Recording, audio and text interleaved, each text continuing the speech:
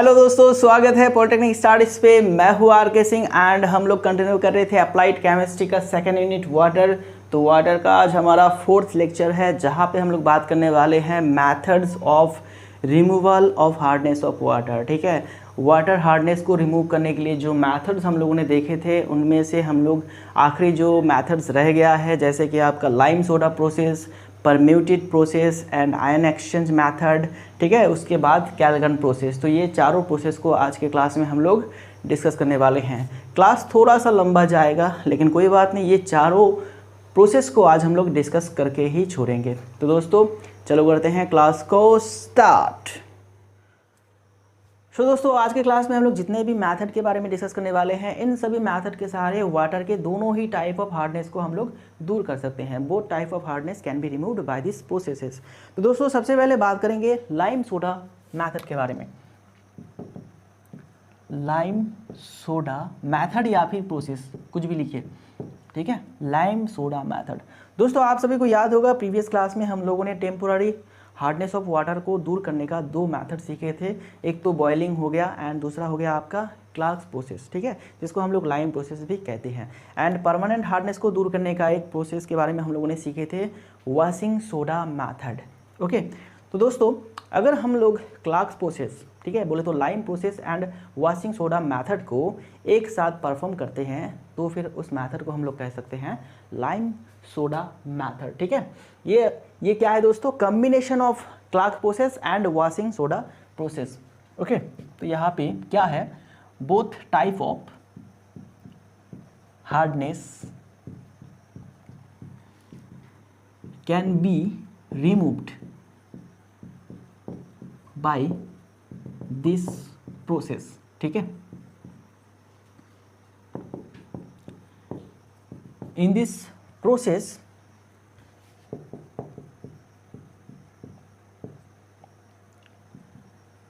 calculated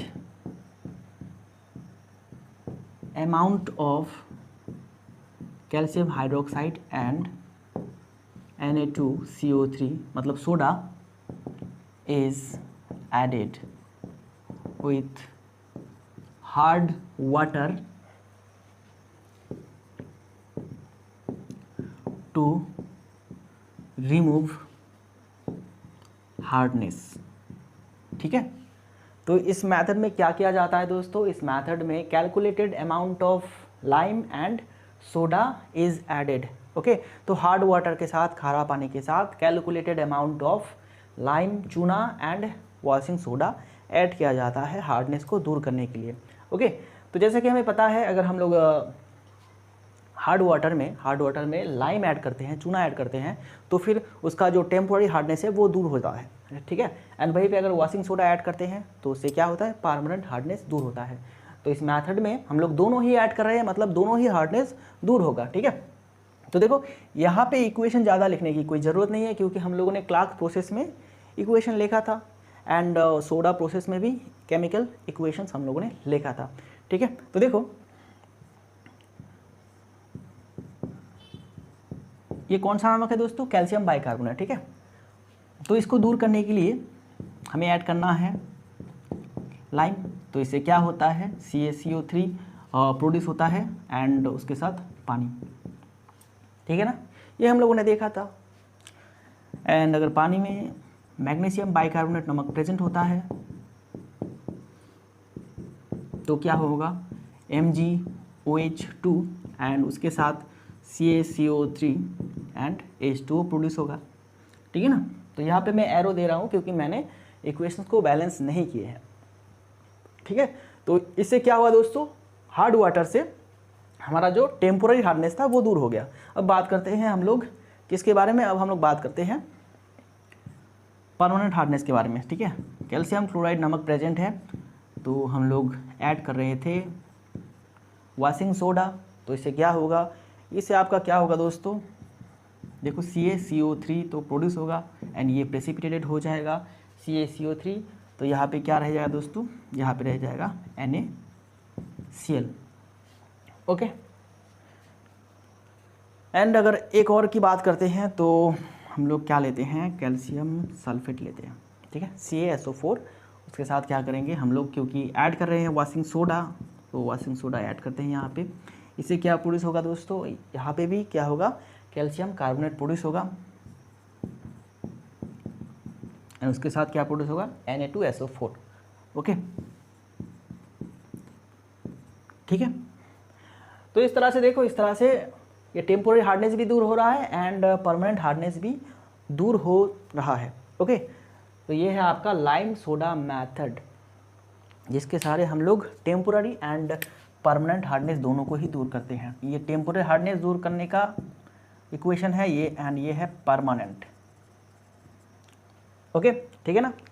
तो चलो फटाफट से लिख लो, इससे ज़्यादा कुछ नहीं लिखना है लाइम सोडा मेथड में। तो ये इक्वेशन अगर आप लिख लेते हैं तो आपका काम बन जाएगा। चलो अभी चले जाते हैं नेक्स्ट मेथड में। नेक्स्ट मेथड क्या है दोस्तों, बेस एक्सचेंज मेथड। ओके, इसको बेस एक्सचेंज मेथड भी कहा जाता है, जियोलाइट मेथड या फिर जियोलाइट प्रोसेस भी कहा जाता है, एंड एक और नाम है परम्यूटेड। ठीक है, परम्यूटेड प्रोसेस। तो तीनों ही एक प्रोसेस का नाम है। फटाफट से आप हेडिंग लगा लीजिए, permuted process.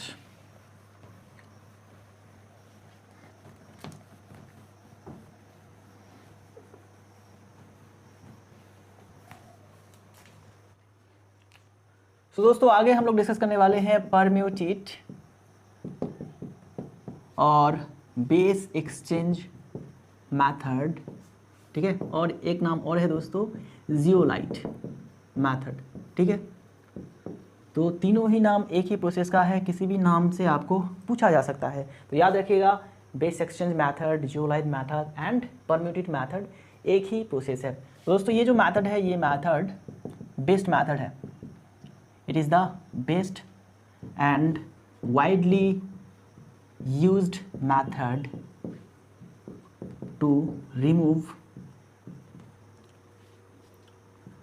hardness of water। ठीक है, वाटर हार्डनेस को दूर करने का बेस्ट मेथड है। अगर बेस्ट है तो फिर हर जगह पे इस मेथड को यूज़ किया जाएगा। ठीक है, तो it is the best and widely used method to remove hardness of water. And इस मेथड में क्या यूज़ किया जाता है दोस्तों, zeolite. So in this method zeolite is used. ठीक है, in this method zeolite is used. अब ये जियोलाइट क्या है दोस्तों, इसको भी थोड़ा जान लेते हैं। जियोलाइट क्या है, जियोलाइट एक नेचुरली ऑकरिंग मिनरल है। ठीक है, नेचर में पाया जाता है एक तरह का ये mineral. Zeolite is a naturally occurring mineral। ठीक है, जियोलाइट क्या है दोस्तों, एक नेचुरली ऑकरिंग मिनरल है जो कि नेचर में पाया जाता है। सैंड जैसा, कुछ सैंड जैसा होता है। ओके, सैंड जैसा होता है जियोलाइट। एंड इसका अगर हम लोग बात करें केमिकल नेम या फिर केमिकल फॉर्मूला, तो केमिकल फॉर्मूला थोड़ा सा लंबा है दोस्तों। इसका chemical formula Na2O Al2O3, then उसके बाद SiO2 4 SiO2 एंड H2O। ठीक है, कितना मोल रहता है दोस्तों यहाँ पे 2। तो ये है इसका केमिकल फॉर्मूला। एंड अगर इसका नाम केमिकल नेम बताए तो इसका केमिकल नाम है सोडियम एल्यूमिनो सिलिकेट। ठीक है, सोडियम एल्यूमिनो सिलिकेट।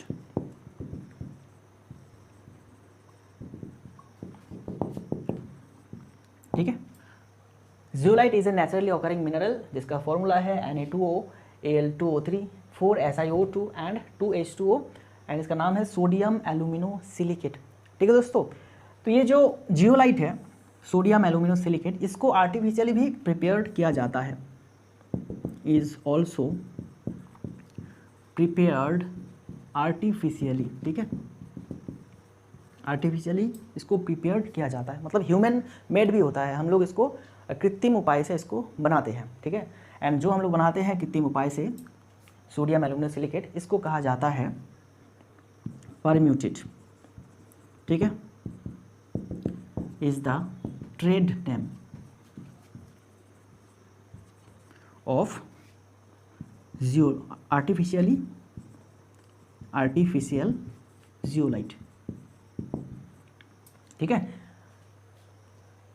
जो हम लोग आर्टिफिशियल तरीके से प्रिपेयर करते हैं, जिस जियोलाइट को हम लोग कृत्रिम उपाय से बनाते हैं, उसको वाणिज्यिक परम्यूटेट नाम से जाना जाता है। ठीक है, व्यावसायिक नाम क्या है उसका? परम्यूटेट। परम्यूटेट के नाम से आर्टिफिशियल जियोलाइट को पहचाना जाता है।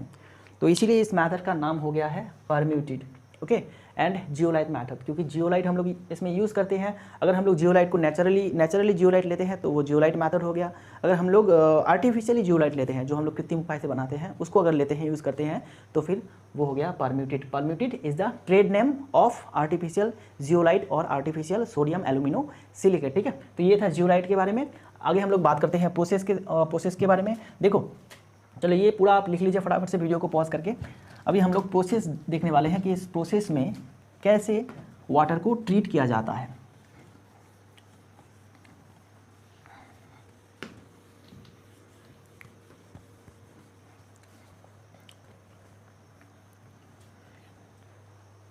सबसे पहले तो मैं यहाँ पे एक डायग्राम ड्रॉ कर लेता हूँ। देखो दोस्तों, एक ऐसे चेम्बर रहता है, ठीक है, एक ऐसे चेम्बर रहता है। तो इसमें क्या रखा जाता है? इसमें जियोलाइट रखा जाता है। जियोलाइट सैंड जैसा होता है, मैंने पहले ही बताया था, जियोलाइट सैंड जैसा होता है। तो आप सभी ने देखा होगा घर में जो हम लोग फ़िल्टर यूज़ करते हैं, वहाँ पे क्या है दोस्तों, वहाँ पे सैंड को यूज़ करते हैं। ठीक है, एक इस तरह का हम लोग घर में फ़िल्टर बनाते हैं खुद से। तो यहाँ पे हम लोग सैंड पत्थर रख देते हैं, ठीक है, एंड यहाँ से हम लोग वाटर को यहाँ पे डालते हैं एंड यहाँ से वाटर को निकालते हैं। ठीक है, तो इस तरह का फ़िल्टर आप लोगों ने देखा होगा घर में। ये हम लोग जनरली गाँव में बनाते हैं इस तरह का फ़िल्टर। तो बिल्कुल इसी के जैसा एक प्रोसेस है ये जियोलाइट प्रोसेस। तो एक चेम्बर बनाया जाता है, बिल्कुल इस तरह का चेम्बर, एंड यहाँ से पानी को निकाला जाएगा। ठीक है, यहाँ से पानी को निकाला जाएगा एंड ये क्या है दोस्तों, ये है आपका जियोलाइट। ठीक है, या फिर आप परम्यूटेट भी कह सकते हैं। अगर ये आर्टिफिशियल है तो ये परम्यूटेट। तो यहाँ से ढाला जाएगा हार्ड वाटर को,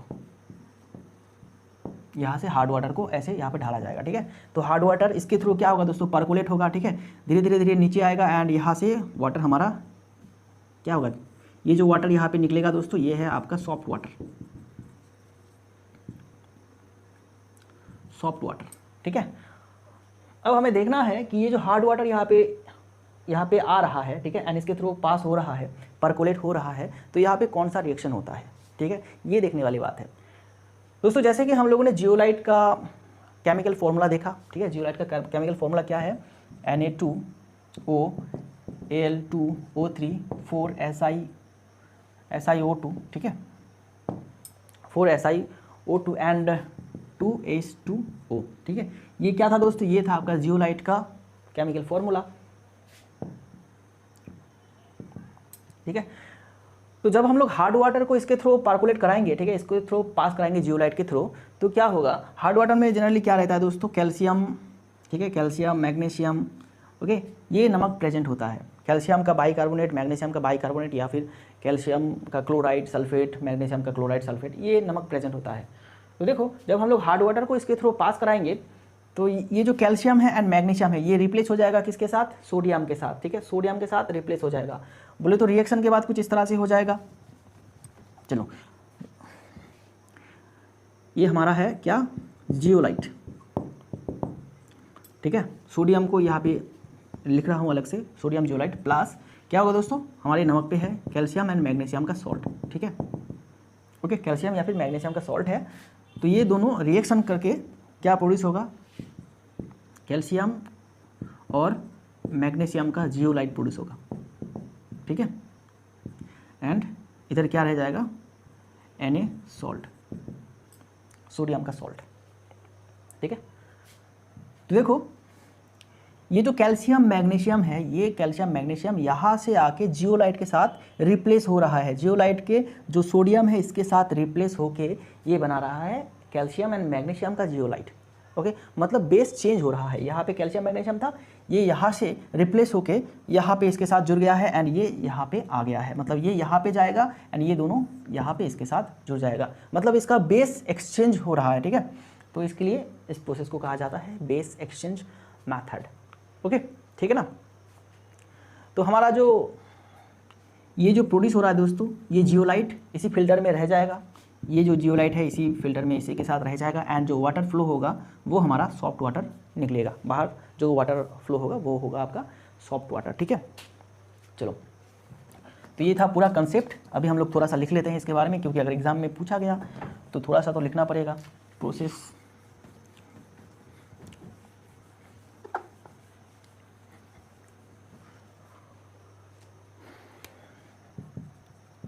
hard water is percolated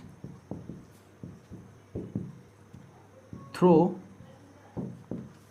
the column of zeolite, ठीक है, और आर्टिफिशियल सोडियम एल्यूमिनो सिलिकेट। ठीक है, ये जो कॉलम है दोस्तों आपको दिख रहा होगा, ये कॉलम किसका है, जियोलाइट का या फिर आर्टिफिशियल सोडियम एल्यूमिनो सिलिकेट का। इसके थ्रू हम लोग वाटर को ऐसे पर्कुलेट कराएंगे। ठीक है, वाटर को इसके थ्रू हम लोग फ्लो कराएंगे। ओके, ये तो पहला टर्म हो गया। देन उसके बाद ड्यूरिंग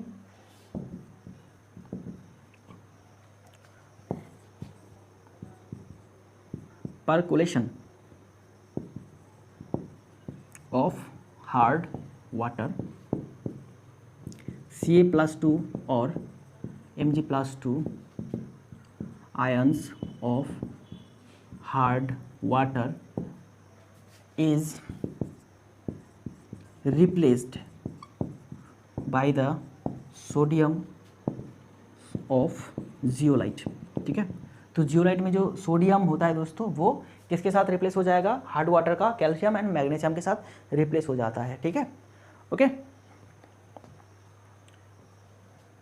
तो इस तरह से क्या होता है, हमारा जो वाटर है, हार्ड वाटर है, वो सॉफ्ट वाटर में कन्वर्ट हो जाता है, क्योंकि कैल्शियम एंड मैग्नीशियम की वजह से पानी हार्ड होता है। अगर वो ही निकल जाए तो फिर क्या होगा, पानी हमारा सॉफ्ट हो जाएगा। ठीक है, एंड आखिर में क्या है, ये जो प्रोसेस है, इस प्रोसेस में हम लोग ऐसे ही अगर पानी को ऐसे पार्कुलेट कराते रहेंगे, फ्लो कराते रहेंगे, तो धीरे धीरे जियोलाइट में जितने भी सोडियम है दोस्तों वो रिप्लेस होता जाएगा। एंड एक टाइम ऐसा आएगा कि ये जो जियोलाइट है, जियोलाइट के सारे सोडियम रिप्लेस हो गया है। ठीक है, सारे के सारे सोडियम रिप्लेस हो गया है, तो तब हम लोग क्या करेंगे, तब हम लोग फ्लो को ऑफ करा देंगे, फ्लो को ऑफ कर देंगे। ठीक है, एंड इसमें हम लोग फिर से क्या करेंगे, इसका जो वर्किंग एफिशिएंसी है उसको बढ़ाने के लिए, मतलब फिर से पानी को सॉफ्ट करने के लिए इसको रेडी करना होगा। क्योंकि पानी को ये सॉफ्ट करते करते सारे सोडियम रिप्लेस हो गया है।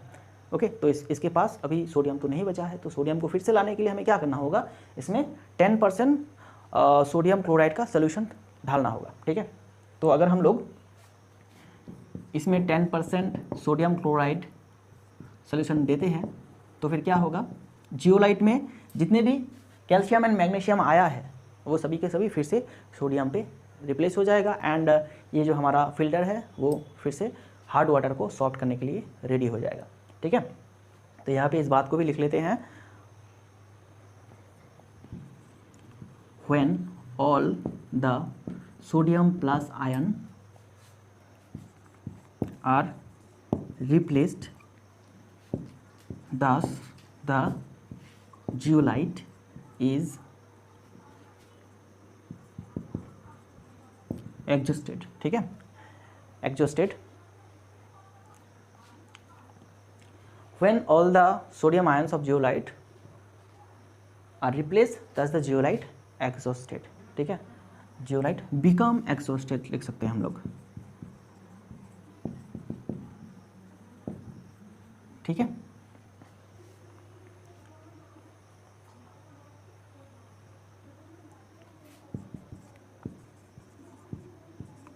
to make the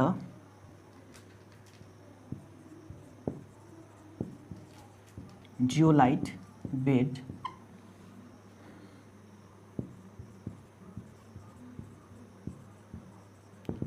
again for softening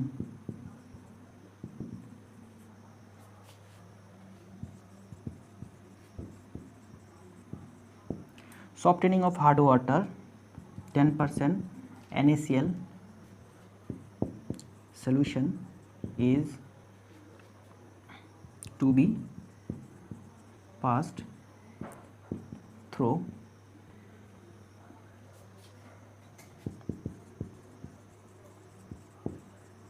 the zeolite। ठीक है। तो ये हो गया हमारा परम्यूटेड और बेस एक्सचेंज और जियोलाइट मैथड, ठीक है। तो ये सारे स्टेटमेंट आप लिख लीजिए, देन उसके बाद मैं इसको समझा देता हूँ, ठीक है। तो पूरा प्रोसेस को मैं समझा देता हूँ फिर से, ये आप लोगों ने लिख लिया होगा।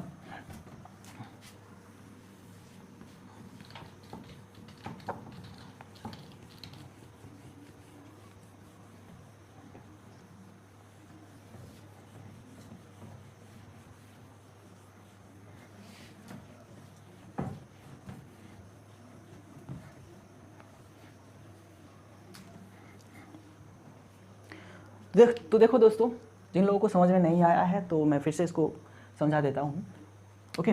तो ये हमारा जो प्रोसेस है दोस्तों, एक फ़िल्टर जैसा प्रोसेस है, ठीक है। तो एक ऐसा एक चेम्बर लिया जाता है जिसमें जियोलाइट रखा जाता है, जियोलाइट, ठीक है।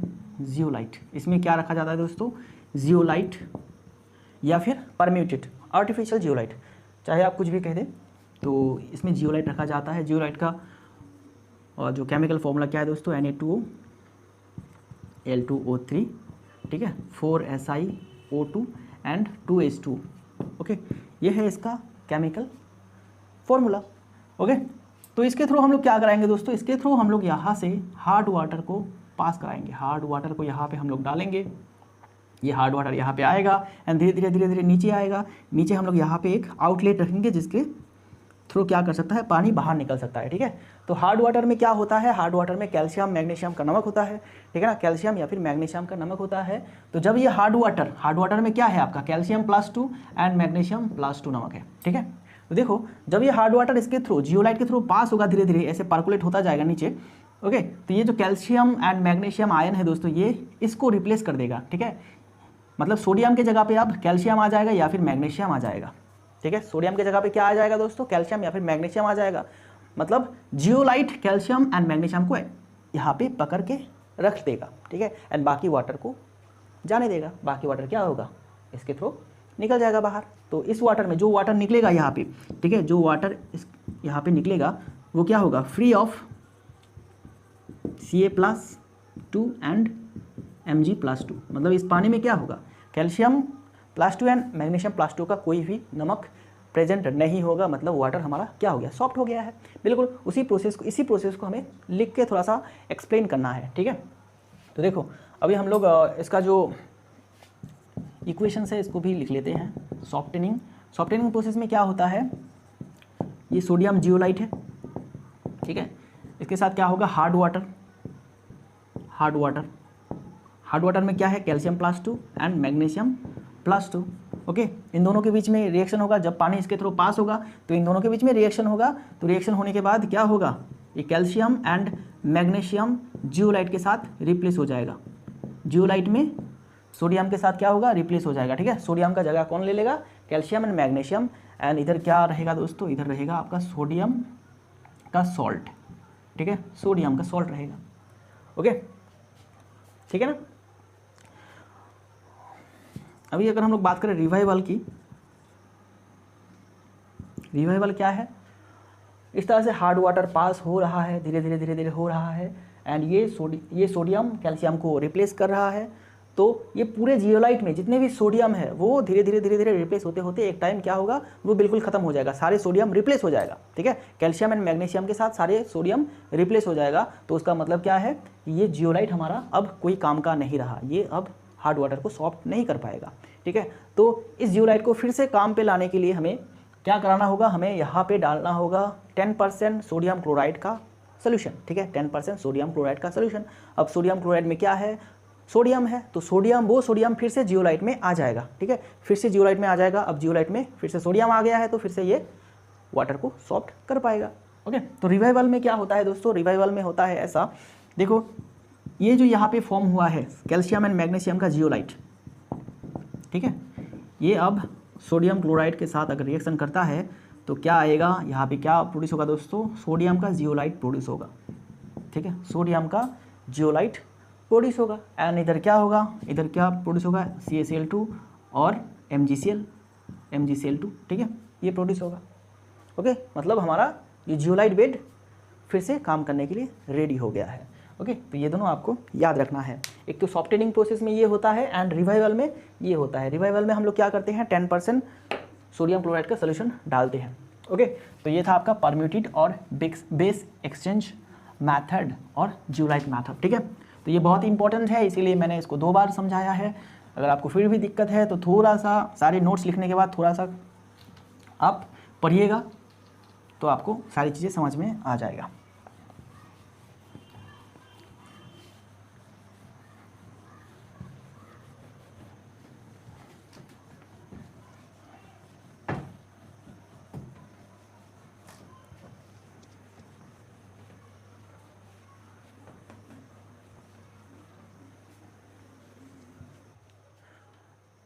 तो दोस्तों अभी हम लोग बात करने वाले हैं आयन एक्सचेंज मैथड के बारे में।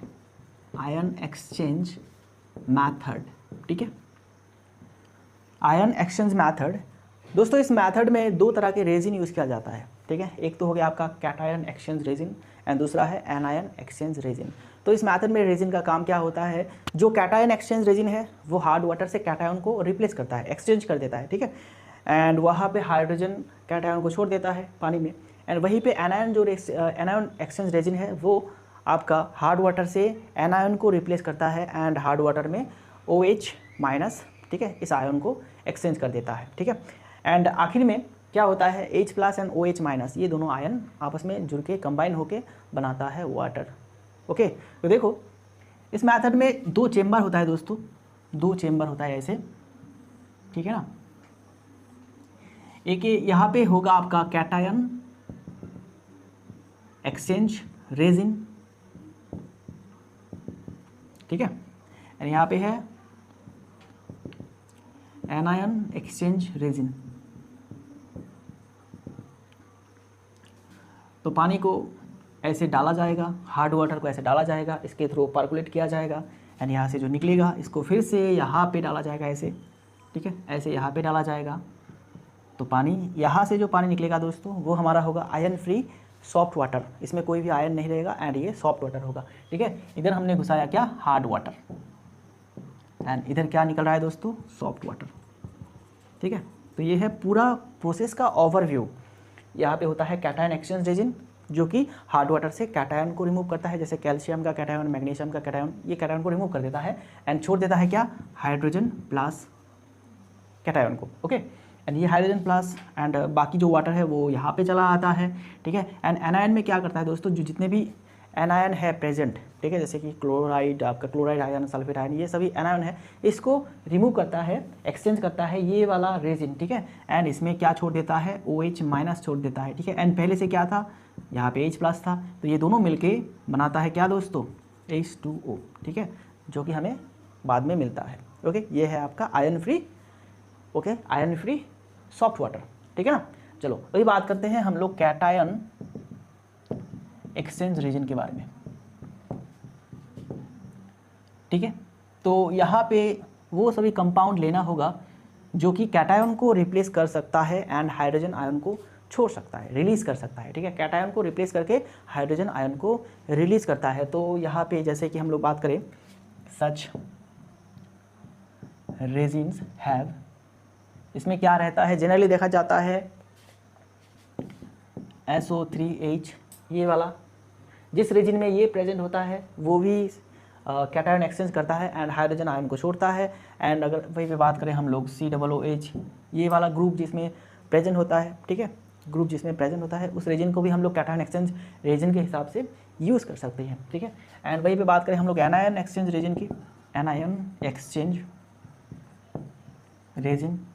ठीक है, तो इस तरह का रेजिन में क्या होता है दोस्तों, इस तरह के रेजिन में such resin have, such resins have, इसमें क्या हो सकता है, इसमें आपका होता है NH2, ये ग्रुप प्रेजेंट हो सकता है, या फिर ये वाला ग्रुप भी प्रेजेंट हो सकता है NHCH3, ठीक है, और OH ग्रुप भी प्रेजेंट हो सकता है। ठीक है, ओके, एक और है दोस्तों CH3 ये ग्रुप भी प्रेजेंट हो सकता है।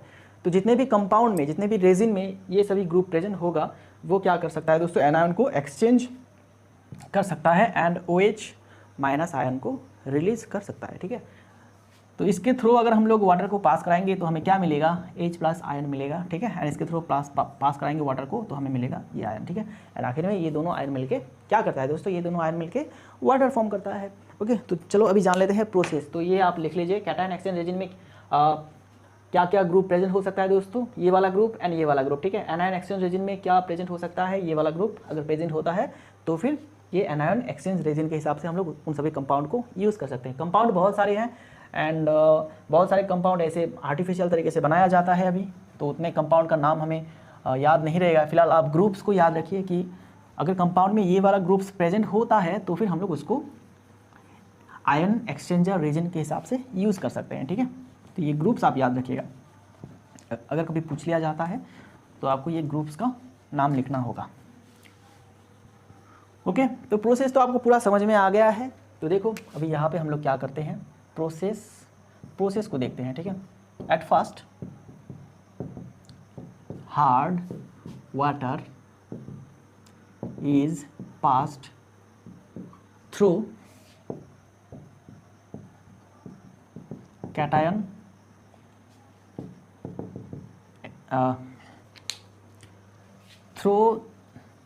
through a column of cation exchange resin, ठीक है।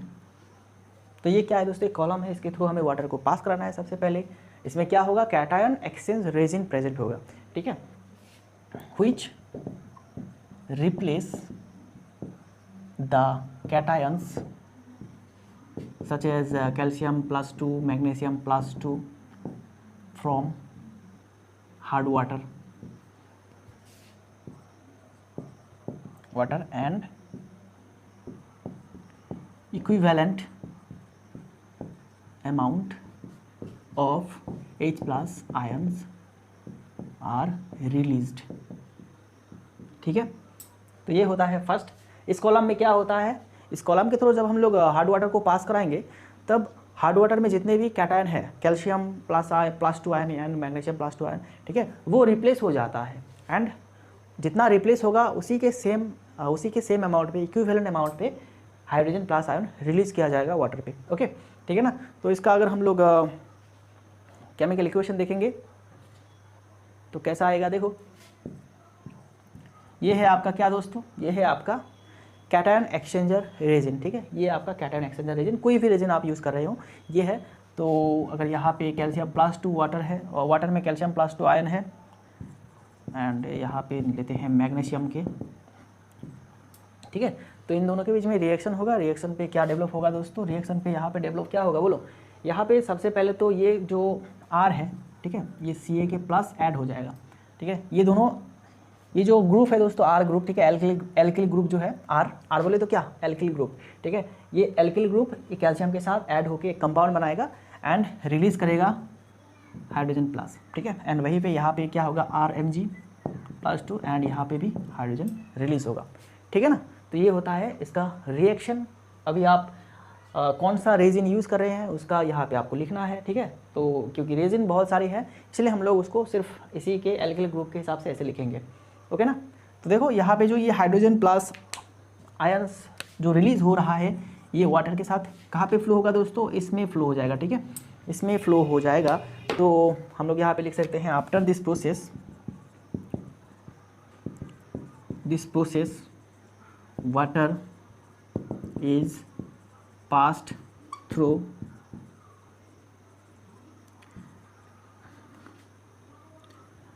The column of anion exchange, ठीक है। तो इसके बाद ये जो वाटर हमें मिला उसको हम लोग फिर से पास कराएंगे किसके through, the column of anion exchange resin, ठीक है। इस कॉलम के थ्रू पास कराएंगे। यहाँ पे हम लोग पंप लगा देंगे, यहाँ पे पंप लगा देंगे, ऐसे सेट करेंगे कि वाटर को वहाँ पे डालना है, फिर से एनायन एक्सचेंज से डालना है, ठीक है। तो देखो अब क्या होगा दोस्तों, ये एनायन एक्सचेंज रीजन क्या करेगा, रिप्लेस कर देगा, which replace the anions of water and equivalent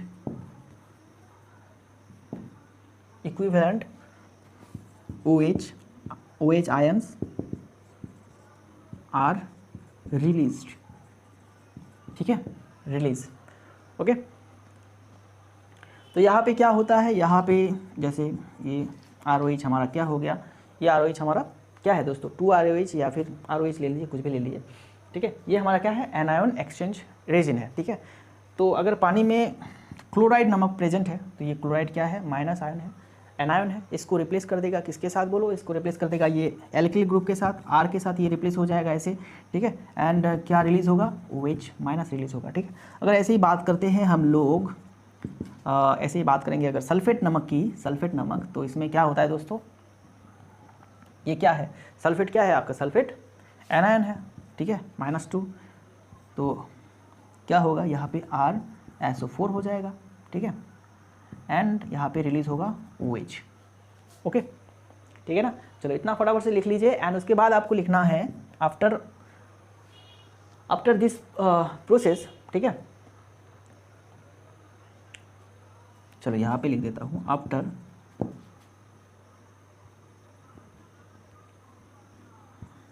that H plus ion and OH minus ion combined to form water, ठीक है। तो ये हम लोग जानते हैं H प्लस OH माइनस क्या होता है, ये फॉर्म करता है H2O, ठीक है ना।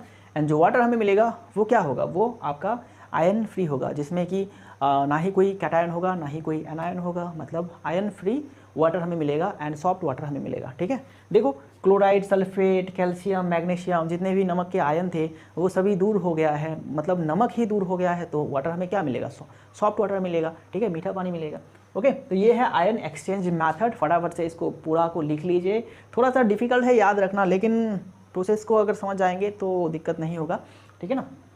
चलो अगर आप ये इक्वेशंस भूल भी जाते हैं, नो प्रॉब्लम, आप इस तरह से, मैंने इसलिए इस तरह से लिखाए हैं RH, ठीक है, ROH, ओके।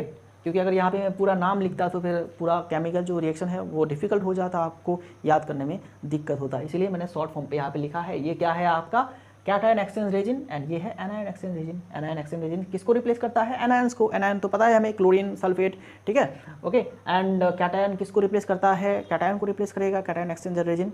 कैटायन क्या क्या है, हार्ड वाटर में कौन सा कैटायन प्रेजेंट होता है दोस्तों, कैल्शियम का कैटायन, मैग्नीशियम का कैटायन, ये हमें तो पता है, ठीक है ना। चलो तो इसको पूरा आप लिख लीजिए फटाफट से। आगे हम लोग बात करेंगे, एक और प्रोसेस है दोस्तों, ठीक है, एक और प्रोसेस है आपका, कौन सा प्रोसेस, कैल्गन प्रोसेस, ठीक है। लेकिन इसमें थोड़ा सा रह गया है, इसमें आपका क्या रह गया है, रिवाइवल, ठीक है, रिवाइवल ऑफ आयन एक्सचेंजर, ठीक है। ये भी मैं पूरा बता देता हूँ आपको, तो क्लियर हो जाएगा पूरा ion exchange method.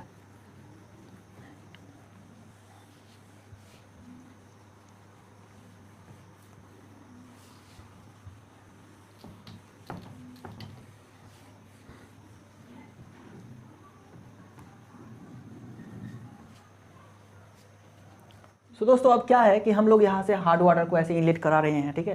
Cation exchanger resin में रेजिन क्या कर रहा है, सारे कैटायंस को रिप्लेस कर रहा है एंड हाइड्रोजन प्लस आयन को छोड़ रहा है, ठीक है। तो हम लोग जितना भी कैटायन एक्सचेंज रेजिन लेंगे इस कॉलम पे, ठीक है, उसके पास जितना भी हाइड्रोजन होगा एक टाइम पे वो सारे हाइड्रोजन को रिप्लेस कर देगा, रिलीज कर देगा, ठीक है। तो सारे हाइड्रोजन खत्म हो जाएगा, सारे हाइड्रोजन खत्म होने के बाद ये ठीक तरह से काम नहीं करेगा, ठीक है, मतलब ये अब प्रोसेस को आगे नहीं बढ़ा पाएगा। एंड इसमें भी सेम केस है, सारे OH आयन को अगर रिलीज़ कर देगा तो अगर रेजिन में कोई भी OH आयन नहीं रहेगा तो ये जो प्रोसेस है ये प्रोसेस आगे नहीं बढ़ पाएगा, ठीक है। तो इसके लिए क्या करना है, जब कैटायन एक्सचेंजर रेजिन के पास कोई भी hydrogen ion and anion exchanger resin के पास कोई भी OH आयन नहीं रहेगा तो फिर हमें उसको रीजेनरेट करना है, ठीक है। इसको फिर से काम पे लाने के लिए उसको फिर से हमें रेडी करना होगा। तो रेडी करने के लिए क्या होगा दोस्तों, रेडी करने के लिए हमें कैटायन एक्सचेंजर रेजिन में हमें क्या ऐड करना है, डाइल्यूटेड, ठीक है। डाइल्यूटेड तो पता होगा दोस्तों, डाइल्यूटेड क्या, डिल आपका लिखा होता है HCl एंड H2SO4, ठीक है।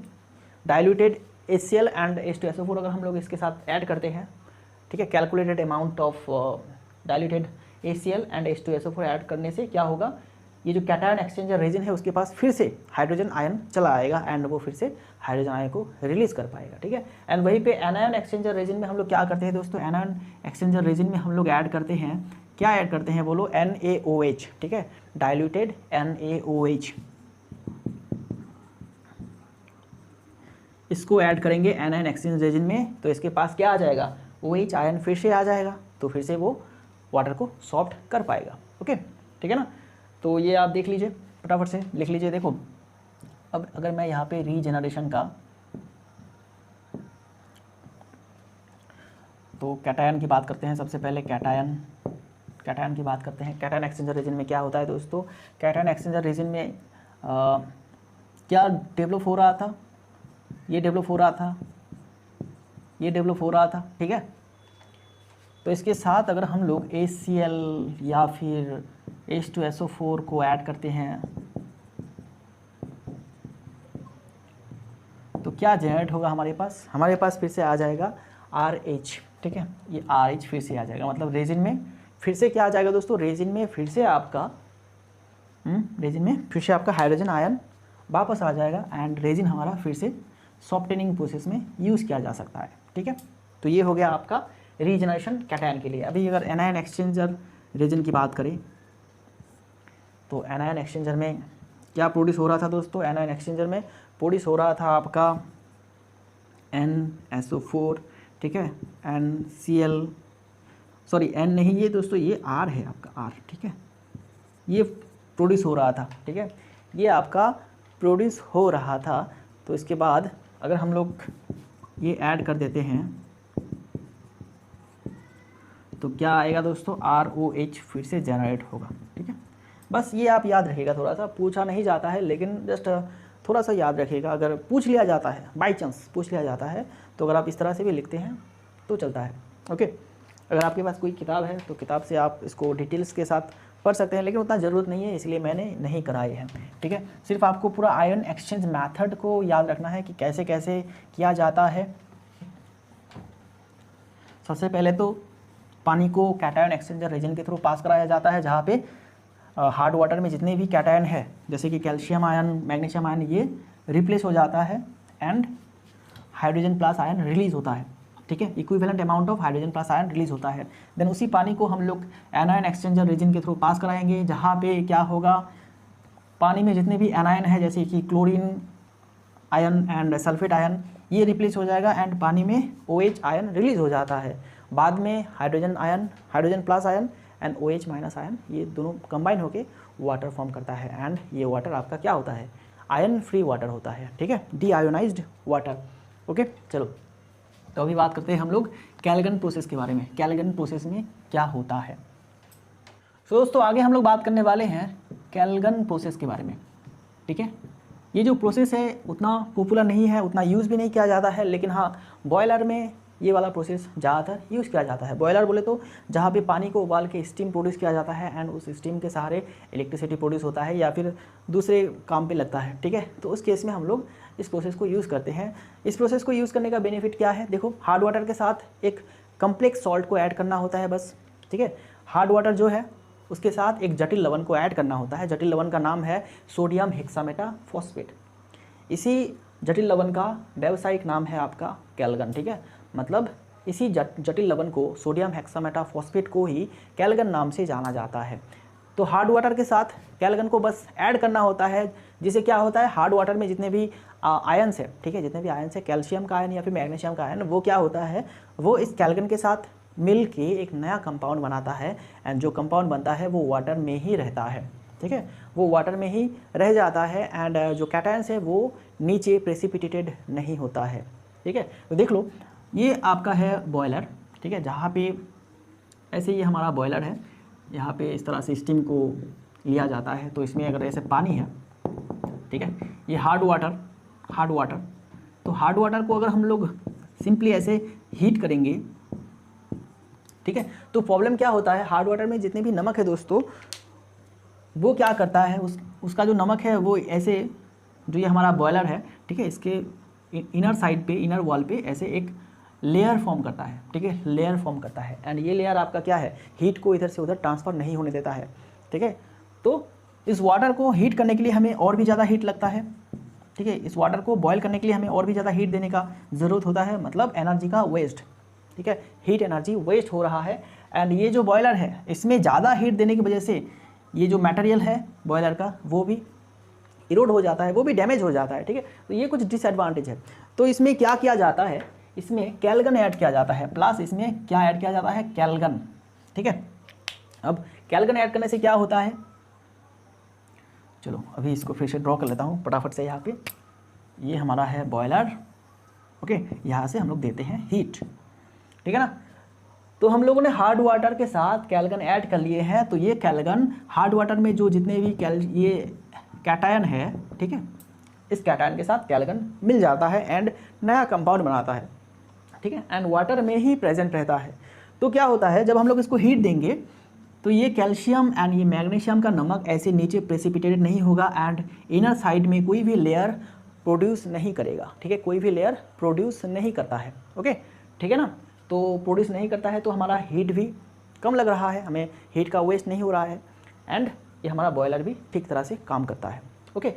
तो इसलिए कैल्गन मेथड को जनरली बॉयलर के केस में ज़्यादा यूज़ किया जाता है, बाकी केस में उतना पॉपुलर नहीं है, लेकिन बॉयलर के केस में इसको ज़्यादा यूज़ किया जाता है। कौन सा मेथड, कैल्गन मेथड, ओके, ठीक है ना। तो देखो अभी जो कॉम्प्लेक्स सॉल्ट है दोस्तों, सोडियम हेक्सामेटाफॉस्फेट, उसका हम लोग अभी रिएक्शन देख लेते हैं, ठीक है।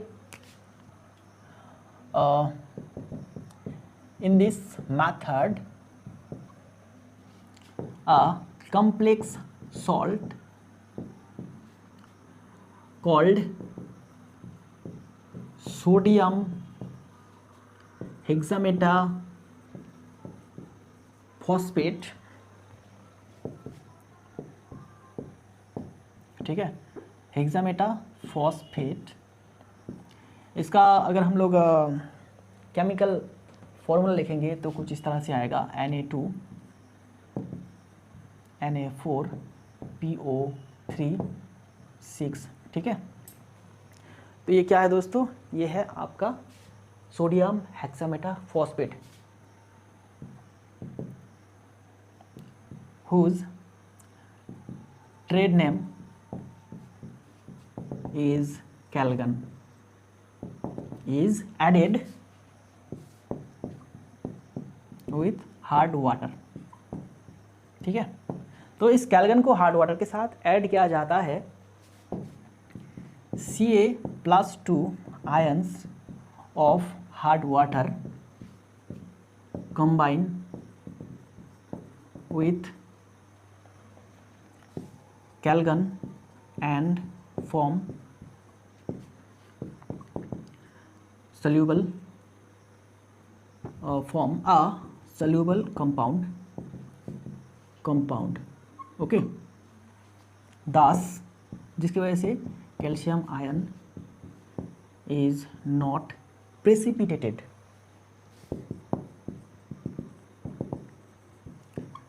ठीक है। तो ये है प्रोसेस। तो यहाँ पे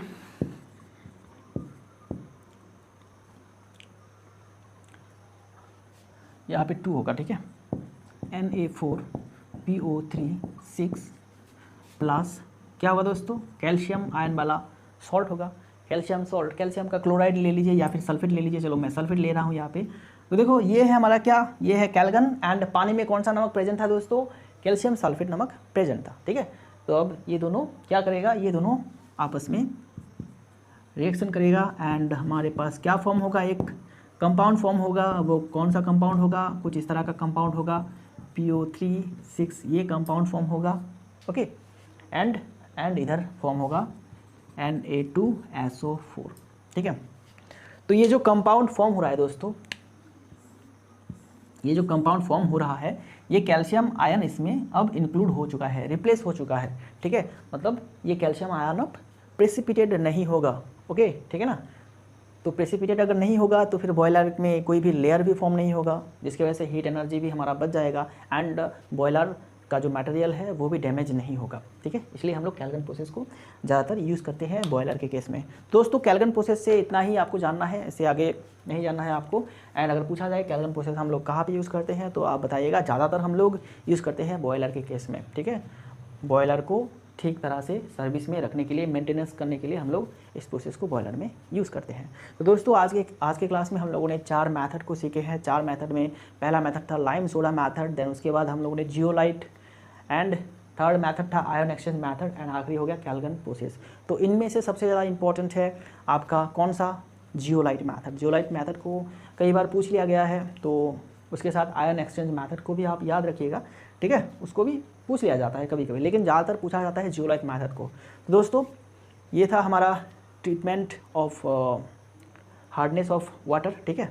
तो वाटर का हार्डनेस दूर करने का ये सभी मेथड हम लोगों ने सीख लिए हैं। तो आगे क्या करेंगे? आगे हम लोग अभी कैलकुलेशन ऑफ हार्डनेस देखेंगे, ठीक है, कि वाटर में कितना हार्डनेस है, कैसे हम लोग उसको कैलकुलेट करेंगे। EDTA मेथड एक बाकी है अभी डिस्कस करना, उसको भी डिस्कस करेंगे। एंड आखिर में हम लोग डिस्कस करेंगे आपका न्यूमेरिकल प्रॉब्लम्स, ठीक है। तो और भी 3 क्लासेस आएगा लगभग, तो तीनों क्लासेस में हम लोग वाटर चैप्टर को फिनिश कर देंगे एंड हम लोग देन प्रोसीड करेंगे next unit materials, engineering materials. Okay दोस्तों, तो अपना ख्याल रखना एंड अपने फैमिली मेम्बर्स का भी ख्याल रखना, एंड उसी के साथ मेरे को भी सपोर्ट करते रहना। आप अपना सपोर्ट अपने लाइक से, अपने कमेंट से दिखा सकते हैं, तो फिर एंड अपने दोस्तों में क्लासेस को शेयर करते रहना, ठीक है दोस्तों। तो मिलते हैं नेक्स्ट क्लास में। Thank you.